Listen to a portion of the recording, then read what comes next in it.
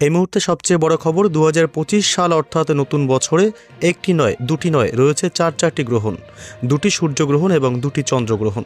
এবছরের প্রথম সূর্যগ্রহণ ঘটতে চলেছে খুবই শীঘ্রই। বিগত 100 বছরের মধ্যে সবচেয়ে বড় সূর্যগ্রহণ ঘটবে এটি। টানা 6 ঘন্টা ধরে চলবে এই গ্রহণ, যে কারণে এই মহাজাগতিক দৃশ্য দেখার অপেক্ষায় গোটা বিশ্ববাসী। তবে সূর্যগ্রহণ চলাকালীন সকলকেই থাকতে হবে অত্যন্ত সাবধান, কারণ বছরের প্রথম সূর্যগ্রহণে বেশ কিছু রাশির উপর পড়বে খারাপ প্রভাব। তবে এই সূর্যগ্রহণ কবে, কখন শুরু হবে, কখন শেষ হবে, ভারত ও বাংলাদেশের কোন কোন জায়গা থেকে দেখা যাবে, এই সূর্যগ্রহণ চলাকালীন কী করবেন এবং কী করবেন না, সবই বিস্তারিত জানিয়ে দেব এই ভিডিওতে। বিস্তারিত জানতে হলে ভিডিওটি অবশ্যই শেষ পর্যন্ত দেখতে থাকবেন এবং পরবর্তী নতুন খবরগুলির আপডেট পেতে আমাদের ইউটিউব চ্যানেলটি সাবস্ক্রাইব করে আমাদের সঙ্গে থাকবেন। এবার দেখে নেওয়া যাক এক নজরে। 2025 সাল নতুন বছর পড়তেই গ্রহণ নিয়ে ইতিমধ্যেই সাড়া পড়ে গিয়েছে জনসাধারণের মধ্যে, কারণ এবারের সূর্যগ্রহণ খুবই বিশেষ হতে চলেছে। তবে হিন্দু ধর্মে গ্রহণকে কিন্তু শুভ বলে মনে করা হয় না। গ্রহণের সূতক সময়ে সব ধরনের শুভ কাজও নিষিদ্ধ থাকে। এই সময়কালে অনেক সতর্কতা অবলম্বন করার পরামর্শ দেওয়া হয়। 2025 সালে মোট 4টি গ্রহণ ঘটবে। এর মধ্যে 2টি সূর্যের এবং 2টি চাঁদের উপর প্রভাব ফেলবে।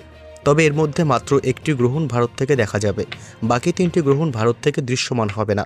হিন্দু ধর্মীয় শাস্ত্রে গ্রহণের সময়কে অশুভ মুহূর্ত বলে মনে করা হয়।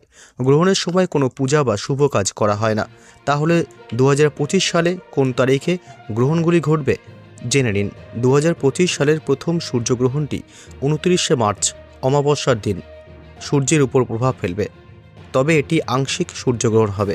এই গ্রহণটিও ভারত থেকে দৃশ্যমান হবে না।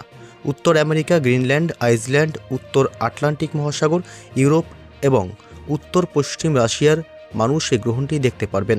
তারপরে রয়েছে প্রথম চন্দ্রগ্রহণ। 2025 সালের প্রথম চন্দ্রগ্রহণটি চাঁদের ওপর প্রভাব ফেলবে। 14ই মার্চ পূর্ণিমার দিন এই চন্দ্রগ্রহণ ঘটবে। ভারতের সময় অনুসারে এটি সকালে হবে। এই কারণে এই গ্রহণটি ভারত থেকে দেখা যাবে না। পরবর্তী সূর্যগ্রহণটি ঘটবে 21 থেকে 22শে সেপ্টেম্বর। বছরের শেষ সূর্যগ্রহণ এটি। কিছু অঞ্চলে 21শে সেপ্টেম্বর এবং অন্য কিছু অঞ্চলে 22শে সেপ্টেম্বর দেখা যাবে এই আংশিক সূর্যগ্রহণ। এটি ভারতে দৃশ্যমান হবে না, তাই সূতক সময়কাল মান্য হবে না। তবে এই গ্রহণ চলাকালীন কী করবেন এবং কী করবেন না জেনে নিন। সূতককালে পূজা এবং সকল শুভ কাজে নিষেধাজ্ঞা রয়েছে। এ সময় মন্দিরের দরজাও বন্ধ থাকে এবং ভগবানকে দেখা নিষিদ্ধ। বাড়ির মন্দিরের দরজাও বন্ধ থাকে।